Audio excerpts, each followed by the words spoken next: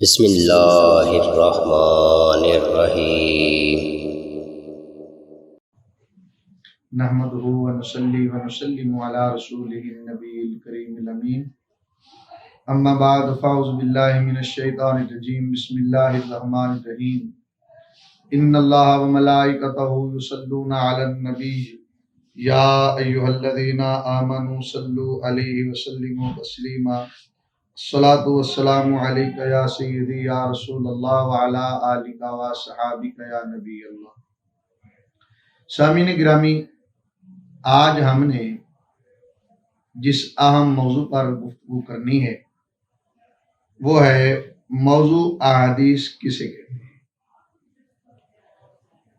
موضوع وہ جعلی اور جھوٹی حدیث ہے جسے جھوٹا راوی اپنی طرف سے بنا کر رسول اللہ صلی اللہ علیہ وسلم کی طرف منسوب کر دیتا ہے اور اس کو احادیث کی اقسام میں اس لیے نہیں شامل کیا جاتا کیونکہ یہ حدیث ہی نہیں ہوتی، البتہ اس کا راوی اسے احادیث کا درجہ دے کر احادیث میں شامل کر دیتا ہے، مگر جب مصادر احادیث کے پیمانہ جرح و تعدیل پر پرکھا جاتا ہے تو پھر اسے حدیث نہیں کہا جاتا بلکہ موضوع یا من گھڑت کے نام سے موسوم کیا جاتا ہے۔ اس طرح کی بیماری ہمارے معاشرے میں عام ہے۔ لا تعداد ایسی باتیں ہیں جس کا کوئی سار پاؤں نہیں ملتے اور پھر وہ من گھڑت ہے، لیکن عوام الناس میں وہ اتنی مشہور ہے نہ جانے وہ کہاں کہاں کا درجہ دے دیتے ہیں۔ مثلا ایک کہاوت مشہور ہے، موسیٰ بھاگا موت سے اور موت آگے۔ وہ تو اللہ کے پیغمبر اور رسول ہیں، انہوں نے موت سے کیا بھاگنا تھا۔ اصل میں یہ جملہ ہے مجھ سا بھاگا موت سے، مجھ سا بھاگا موت سے اور موت آگے۔ ایک اور بڑی پنجابی کی کہاوت ہے، بھون جھون کے کھوتی بور تھلے، وہاں کیا بور کا دودھ پینے گئی تھی۔ اصل میں جملہ یوں ہے، عبارت یہ ہے کہ بھون جھون کے کھوتی بوجھ کے نیچے۔ اسی طرح ایک اور بڑی بات مشہور ہے، حالانکہ اس کا کوئی اصل نہیں ہے ہی نہیں اصل، لیکن عوام الناس میں وہ رائج ہو چکی ہے۔ حضرت اویس کرنی رضی اللہ تعالیٰ عنہ نے اپنے دانت نکال دیے، بعض تو یہاں تک کہتے ہیں کہ جناب بتی کے بتی نکال دیے حضور صلی اللہ علیہ وسلم کے عشق میں۔ میاں وہ تابعین سے سید التابعین ہے، اتنی من گھڑت بات صحیح کہیں بھی یہ روایت موجود نہیں ہے، موضوع بات ہے، کہیں کسی ایک محدث نے بھی اس کو کوٹ نہیں کیا، لیکن عوام الناس میں یہ مشہور ہے۔ ایسا نہیں ہے، اور اہل تشیع حضرات اس کو اپنی دلیل بناتے ہیں ماتم کی۔ کیسے ماتم کی دلیل بنائیں گے جب کسی ایک محدث نے بھی اس کو کوٹ ہی نہیں کیا؟ تو یہ دلیل کیسے بنے گی؟ یہ تو موضوع ہے، من گھڑت بات ہے۔ اسی طرح اور بھی کافی ساری باتیں ہیں جو انشاءاللہ الرحمن وقت کے ساتھ میں پیش کرنا اس کو ضروری سمجھتا ہوں تاکہ یہ بات ہو جائے۔ بازار کے اندر اگر برتن لینے کے لیے جائیں تو وہاں اس برتن کو ٹھوک بجا کر پرکھا جاتا ہے، حتیٰ کہ مقناطیس لگاتے ہیں کہ لینا سٹیل کا ہے بھائی، یہ لوہا اور پیتل تانبا تو نہیں۔ اگر کپڑا لینے کے لیے جائے اس کو بھی دیکھ کر، حتیٰ کہ اس کو گیلا کر کے دیکھا جاتا ہے کہ اس کا رنگ جو ہے وہ نکلتا تو نہیں۔ اگر بلڈ گروپ کسی کا ملتا ہو تو وہ بلڈ بینک میں بلڈ دینے کے لیے جاتے ہیں اور وہاں لیبارٹری میں جب بلڈ چیک ہوتا ہے تو وہ کہتے ہیں بھائی اس یہ تو او نیگیٹو ہے، یہ اے پازیٹیو ہے، یہ تو نہیں لگتا، یہ تو چاہیے تھا او نیگیٹو، یہ او نیگیٹو ہے نہیں۔ تو دین کا مسئلہ عوام الناس ایسے قبول کر لیتی. بھئی ایسے نہیں، اس کی بھی دینی ایک لیبارٹری ہے. اگر محدثین اس مسئلے کو اوکے کرتے ہیں وہ مسئلہ اوکے ہے، اور اگر وہ محدثین حضرات جو ہیں اہل رحمہ وہ اس کو اوکے نہیں کرتے تو وہ من گھڑت ہے، موضوع ہے اور گھڑ مسئلہ ہے، اس کا مسئلے سے کوئی تعلق نہیں. اور کہیں ایسا بھی ہوتا ہے کہ حقیقتاً مسئلہ ہوتا ہے لیکن عوام میں اس کو گھڑ مسئلہ بنا دیتے ہیں. تو یہ پرکھنے کے لیے علمی لیبارٹری کی ضرورت ہے. کسی عالم فاضل کے پاس جانا پڑے گا جو اس لیبارٹری کی اہمیت جانتا ہے اور اس لیبارٹری کا وہ ماسٹر ہے، اور وہ بتائے گا کہ آیا اس مسئلے کی پرسنالٹی کیا ہے.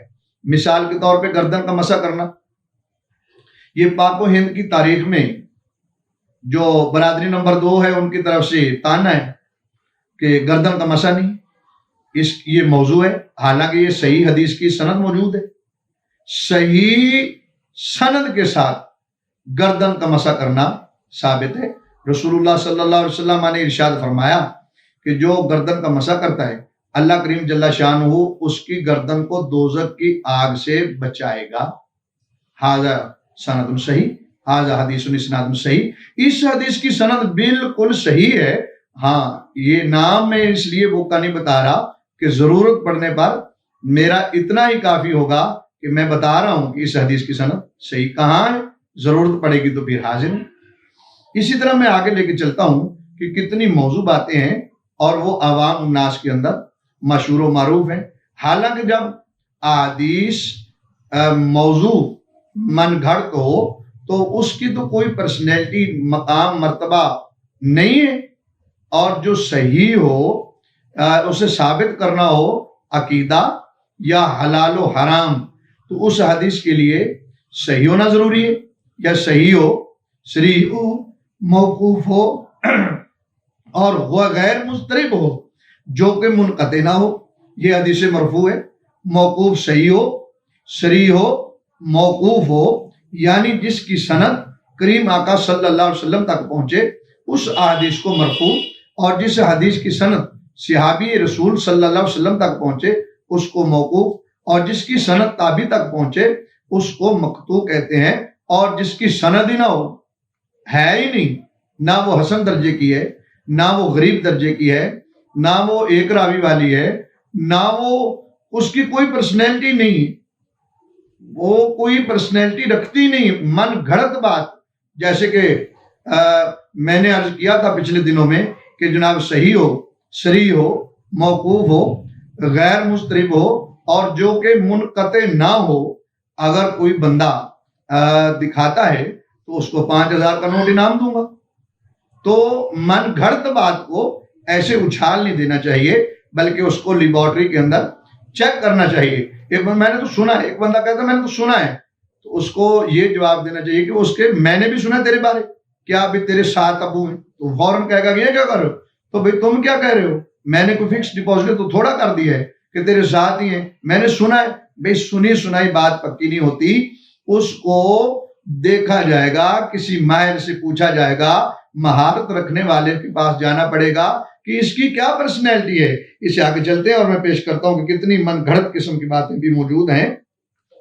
اور کافی محدثین جو ہیں ان کا اس بات پہ اتفاق ہے کہ یہ باتیں جو ہیں یہ من گھڑت ہیں. ان میں سے پہلی مثال دینا چاہتا ہوں.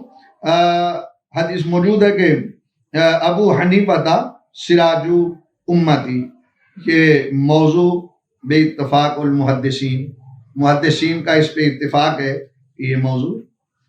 اسے آگے چلتے ہیں اور دوسری بات میں پیش کرتا ہوں کہ کتنا عوام الناس کے اندر شورا افاق چیزیں ہیں، لیکن کچھ ایسا نہیں ہے کہ انا من اللہ والمومنون منی. اس کو ابن تیمیہ نے کہا ہے کہ یہ موضوع ہے. چلو وہ وہابی صحیح تحقیق کریں اور اگر اس کی صریح ملتی ہے، صریحات میں سے کوئی صریح ملتی ہے تو ہمارا اتفاق ہے، ہم ماننے کے لیے تیار ہیں. لیکن اگر نہیں ملتی تو پھر بات جو ہے وہ 2 نمبر ہے. اسی طرح حدیث میں ہے ان الشمس ردت علی علی ابن ابی طالب کہ مولا کائنات رضی اللہ تعالی عنہ کی نماز کے لیے سورج واپس آئے، یعنی سورج لٹایا گیا، تو یہ صحیح نہیں۔ بعض محدثین نے کہا ہے کہ ٹھیک ہے، بعض محدثین نے بعض چیزوں کو کہا ہے کہ ٹھیک ہے، لیکن اس بات کو کہ ان الشمس ردت علی علی رضی اللہ تعالیٰ عنہ بن ابی طالب، اس کو ابن جوزی نے کہا ہے کہ یہ موضوع ہے۔ اسی طرح آگے چلتے ہیں تو ایک اور بات آئے گی کہ جو موضوع ہے حب الوطنی من الایمان، قال زرکشی، وہ فرماتے ہیں کہ لیس بثابت، یہ ثابت ہی نہیں ہے۔ زرکشی علیہ الرحمہ فرماتے ہیں وطن کی محبت یہ ایمان ہے، حب الوطنی من الایمان، کہ حب الوطنی من الایمان کہ وطن کی محبت جو ہے یہ ایمان ہے، لیکن زرکشی رحمۃ اللہ علیہ فرماتے ہیں کہ لیس بثابت، یہ ثابت ہی نہیں ہے۔ اور اس کے آگے جو ہے رد الشمس علی علی، اور پھر کہا ہے کہ یہ موضوعات ہے، ابن جوزی نے کہا ہے کہ موضوعات ہے یعنی من گھڑت ہے۔ اب محدثین میں سے علامہ ابن جوزی کا کوئی مقام اور مرتبہ نہیں، یہ ہیں وہ لیبارٹری کے اسپیشلسٹ جو یہ باتیں کرتے ہیں۔ سامعین گرامی، پھر حدیث ہے مشہور العلم علمان، علم الادیان و علم الابدان، موضوع ہے کما فی خلاصہ، خلاصہ کے اندر جیسا کہ خلاصہ میں ہے یہ موضوع، یعنی من گھڑت ہے۔ اسی طرح ایک اور جگہ پہ آتا ہے کہ مداق العلماء افضل من دماء الشہداء، کہ عالم دین کا خون جو ہے وہ شہید کے خون سے افضل ہے۔ قال الخطیب، موضوع، خطیب نے کہا کہ یہ بھی من گھڑت ہے۔ اور پھر ایک اور بات مشہور ہے ومن تکلم بکلام دنیا فی المسجد احبط اللہ اعمالہ 40 سنتاً، کہ مسجد کے اندر دنیا کی بات کرنی یہ اعمال کو تباہ کر دیتا ہے۔ کتنی دیر کے اعمال؟ احبط اللہ اعمالہ 40 سنتاً، 40 سال کے۔ یہ بات بھی موضوع ہے، اس کی کوئی اصل نہیں ہے۔ اور اس کو جو کہا سغانی نے کہا ہے، قال سغانی نے، موضوع موضوع موضوع یعنی من گھڑت ہے۔ ہاں اگر تصریح ملتی ہے تو ہم ماننے کے لیے تیار ہیں، قطعاً ہمارا انکار نہیں ہے، لیکن صحیح ہو، صریح ہو، موقوف ہو، غیر مضطرب ہو، اور جو کہ منقطع نہ ہو، ہماری آنکھوں سے ایسی ان کے متعلق نہیں گزری۔ اگر تو ملتی تو ہم ماننے کے لیے تیار ہیں، ہمارا اس سے انکار نہیں ہے۔ حدیث میں یا احمد بطولی ہی، اس کو کہا ہے سغانی نے کہ یہ موضوع یعنی من گھڑت ہے۔ اسی طرح مشہور ہے وَمِنْهَا وَسَايَا علی رضی اللہ تعالیٰ كُلَّهَا موضوعاً سوى الحدیث اول وهو یا علی انت منی بمنزلۃ ہارون من موسیٰ غیر انہ لا نبی بعدی۔ اس حدیث کے علاوہ مولا کائنات کی عظمت میں جتنی حدیثیں ہیں یہ لکھ رہے ہیں کہ وہ ساری کی ساری جو ہیں وہ تقریباً ٹھیک نہیں ہیں۔ ہاں البتہ اگر کوئی ضعیف حدیث آ جائے تو اس ضعیف سے عقیدہ ثابت نہیں ہو سکتا، اور نہ حلال و حرام، ہاں کسی کے فضائل میں اس حدیث کو بیان کرنا جائز ہے جب تک وہ موضوع نہ ہو۔ اور موضوع تو ہے ہی من گھڑت جو ہے اس کا کوئی اصل نہیں ہوتا، اس لیے اس کو محدثین نے حدیث میں شامل ہی نہیں کیا۔ اور آخر میں یہ بھی ہے قال وحدیث ابن الزبیر وکان رسول اللہ صلی اللہ علیہ وسلم یرفع یدیہ فی اول الصلاۃ ثم لم یرفعها ہوا موضوع، کہ آقا صلی اللہ علیہ وسلم نے پہلی مرتبہ رفع الیدین کیا اور اس کے بعد پھر کہیں بھی رفع الیدین نہیں کیا، تو فطروں میں بھی کیا ہے اور عید کی نمازوں میں بھی کیا ہے، لہذا وہ اور چیز ہے اور یہ اور چیز ہے، یہ موضوعات میں سے لیا گیا ہے۔ اسی طرح سامعین گرامی کوئی بھی چیز ہو تو ایک اور بات بڑی مشہور ہے کہ نہیں جی مولا کائنات حضرت سیدنا علی کرم اللہ وجہہ الکریم جو ہیں انہوں نے کعبے کے اندر سے بت توڑے ہیں۔ یہ بڑی بات مشہور ہے کہ کعبے کے اندر مولا کائنات نے 360 بت تھے، وہ مولا کائنات حضرت علی کرم اللہ وجہہ الکریم نے توڑے ہیں۔ حالانکہ وہ اس میں نے پہلے عرض کیا ہے کہ ضعیف حدیث سے عقیدہ اور حلال حرام یہ ثابت نہیں کر سکتے. ہاں البتہ اس سے فضائل بیان کرنے جو ہیں یہ درست ہیں. تو کسی صحیح ایک حدیث میں بھی یہ موجود نہیں ہے کہ مولا کائنات حضرت علی کرم اللہ وجہہ الکریم نے کعبے کے اندر سے بت توڑے ہیں. بخاری شریف کی حدیث نمبر ہے 2487، 4287، 3352، 4288 کے کعبے کے اندر بت نہیں تھے.